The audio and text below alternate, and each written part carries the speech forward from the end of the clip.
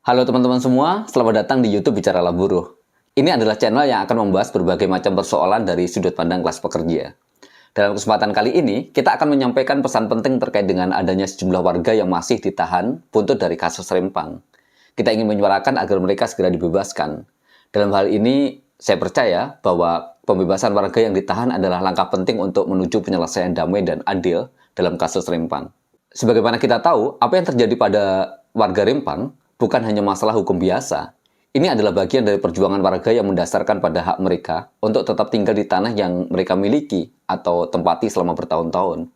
Mereka tidak hanya berjuang untuk diri mereka sendiri, tetapi juga untuk prinsip-prinsip dasar keadilan dan hak atas tanah kelahirannya yang sudah ditempati sejak ratusan tahun yang lalu.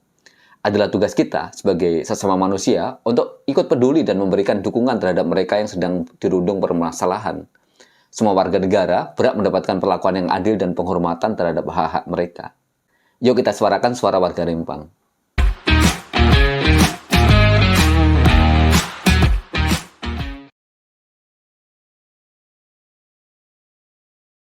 Ini adalah berita yang diterbitkan tv1news.com pada hari Kamis 5 Oktober 2023. Dalam berita itu dituliskan, puluhan orang ibu-ibu dan anak-anak dari keluarga 30 orang yang ditahan polisi pada saat kerusuhan soal Pulau Rempang di depan kantor PP Batam 11 September lalu, mendatangi Mapolresta Barelang pada hari Selasa 3 Oktober 2023. Keluarga 30 orang yang ditahan polisi ini berasal dari berbagai tempat di kota Batam seperti warga Rempang, Tanjung Banon, dan Tanjung Uma. Sambil menangis, sesama keluarga yang ditahan polisi itu saling berkeluh kesah. Nana misalnya, yang dengan berair mata mengatakan, anak saya ditahan pak, padahal hanya berjuang mempertahankan kampung saja. Bukannya merampok atau jual ganja, penjahat. Ngapain harus dipenjara? Nana bersama ibu lainnya meminta dan memohon membebaskan keluarga mereka. Tolonglah pak, pemerintah cabut tuntutan terhadap anak kami, suami kami. Janganlah berlarut-larut begini, pinta Nana. Lain lagi keluhan ibu Vino, sambil menangis, dia juga meminta polisi membebaskan suaminya. Apalagi suaminya mengidap penyakit sesak napas. Pak polisi, mohonlah suami saya dikeluarkan pak. Hanya suami tumpuan hidup kami. Beli susu anak tak ada lagi karena ditahan. Kedatangan para keluarga 30 orang yang ditahan ditemani oleh tim advokasi kemanusiaan warga Rempang.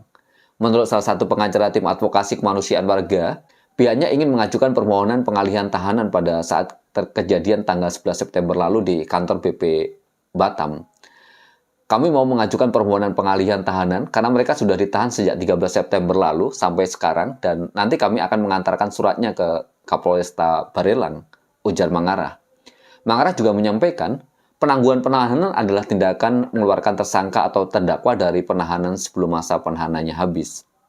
Sesuai dengan ketentuan pasal 31 KUHP, suatu penangguhan penahanan dapat dimohonkan oleh semua tersangka atau terdakwa dengan jalan mengajukan permohonannya kepada instansi yang melakukan penahanan, baik instansi kepolisian, kejaksaan, maupun pengadilan. Kami tim kuasa hukum akan berupaya semaksimal mungkin untuk memperjuangkan hak-hak masyarakat Rempang, akan tetapi tetap menghargai proses hukum yang berlaku, kata Mangarah. Sementara itu, Kapolresta Barelang, Kombes Pol Nugroho Tri Nuryanto mengungkapkan, saat ini pihaknya masih melakukan proses pemeriksaan terhadap 35 orang warga Rempang. Di mana dari 35 orang itu, 7 orang pengunjuk rasa berasal dari Rempang. Saat ditanya apa kemungkinan pengunjuk rasa bisa dibebaskan, Kapolres mengatakan bahwa ini tergantung dari hasil penyidikan anggota yang melakukan penyidikan. Baik, jadi begini, kita lihat hasil perkembangan dari penyidikan. Bisa juga dilakukan upaya penangguhan penahanan, tapi tergantung pertimbangan dan masukan dari penyidik, serta kebijakan dan saran dari pimpinan, ujarnya. Sementara itu, Menteri Investasi Bahlil Lahadalia ketika diminta untuk membebaskan sejumlah pendemo yang kini masih ditahan, tetapi dalam hal ini Bahlil menjawab bahwa dia mengaku setidaknya telah membebaskan 8 orang pendemo yang ditahan. Menurutnya, pendemo lainnya tidak bisa dibebaskan begitu saja karena harus melalui proses hukum akibat bersikap anarkis. Bahlil juga menegaskan, pemerintah tidak memberikan perlakuan khusus untuk investor yang akan berinvestasi di Rempang, Kepulauan Riau. Selain itu, Bahlil mengatakan investor asal Cina itu bisa digait setelah melakukan komunikasi instan sebelumnya. Bahkan, ia pun sempat datang langsung ke negeri tirai bambu untuk mengecek langsung perusahaan tersebut. Jangan ada persepsi seolah-olah untuk investasi Rempang itu perlakuannya khusus dengan yang lain. Kalau Kementerian Investasi nggak seperti itu. Kenapa? Karena perwakilan saya, tim saya di Cina, itu sudah melakukan pertemuan berbulan-bulan, berkali-kali, dan tim saya memberikan rekomendasi untuk mengecek perusahaan ini. Kata Bahlil dalam rapat kerja dengan Komisi 6 DPR RI di Jakarta pada hari Senin, 3 Oktober 2023. Menurut Bahlil, pengembangan investasi di Rempang merupakan upaya pemerintah dalam menggalakkan hilirisasi. Pemerintah menilai perlu memperluas cakupan hilirisasi setelah sukses dengan nikel melalui hilirisasi pasir kuarsa atau pasir silika di Batam. Pasir kuarsa atau pasir silika merupakan bahan baku kaca dan solar panel yang saat ini menjadi salah satu pilihan sumber energi terbarukan. Bahlil pun menilai investor asal Cina tersebut, yakni Xinji Group, merupakan mitra strategis untuk mendukung pengembangan hilirisasi pasir kuarsa. Sehingga setelah mengunjungi pabriknya di Cina, Bahlil meminta mereka untuk bisa berinvestasi di tanah air. Sekali lagi saya clearkan, kami tidak pernah membeda-bedakan perusahaan-perusahaan mana yang akan berinvestasi, tegas Bahlil. Pemerintah menilai perlu memperluas cakupan hilirisasi setelah sukses dengan nikel melalui hilirisasi pasir kuarsa atau pasir silika di Batam. Lebih lanjut, Bahlil mengatakan Rempang Eco City masuk dalam daftar proyek strategis nasional atau PSN untuk kebutuhan industri, pariwisata, dan lainnya yang diatur dalam Peraturan Menteri Koordinator Bidang Perekonomian Nomor 7 Tahun 2023 yang disahkan pada tanggal 28 Agustus 2023. Jadi menurutnya penetapan PSN diberikan setelah ada proyek tertentu yang akan dikembangkan. Setidaknya ada 10 proyek yang akan digarap sebagaimana disepakati dalam penandatanganan nota kesepahaman atau MOU pada 28 Juli 2023. Antara Kementerian Investasi atau BKPM dan Xinji International Investment Limited, perusahaan-perusahaan yang akan berinvestasi di Rempang, Kepulauan Riau.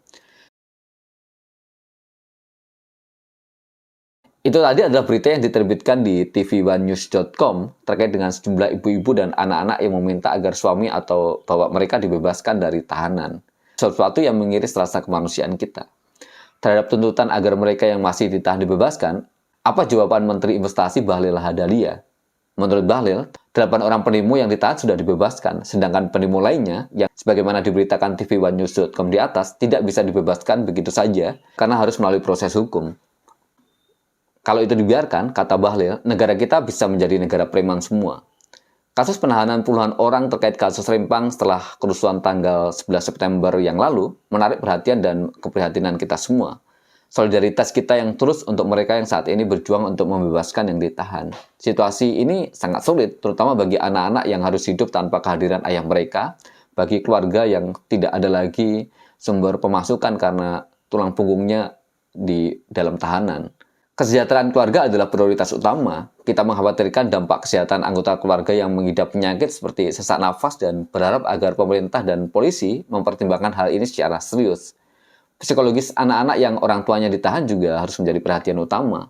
Saya kira proses hukum harus memperhitungkan situasi khusus dari kasus ini, bahwa keadilan harus ditegakkan dengan mempertimbangkan hak-hak individu, di mana mereka sebenarnya berjuang untuk tanahnya, untuk bisa tetap tinggal di tanah kelahirannya. Pada akhirnya, kita juga hendak mempertanyakan dampak investasi asing di Rempang. Kita ingin memastikan bahwa investasi ini membawa manfaat langsung bagi masyarakat setempat dan bahwa hak-hak masyarakat harus dilindungi. Pertanyaan tentang dampak sosial dan ekonomi investasi asing juga harus diberikan perhatian serius oleh pemerintah. Kelas pekerja, sebagai bagian integral dari masyarakat, memiliki peran penting dalam memastikan bahwa hak-hak individu dan keadilan dijaga dengan baik. Dalam kasus ini, kita hendak menunjukkan keprihatinan dan solidaritas terhadap keluarga yang ditahan, serta menekankan perlunya transparansi, keadilan, dan perlindungan atas hak dan kepentingan masyarakat. Semoga pemerintah dan lembaga berwenang akan mendengarkan suara rakyat Rempang.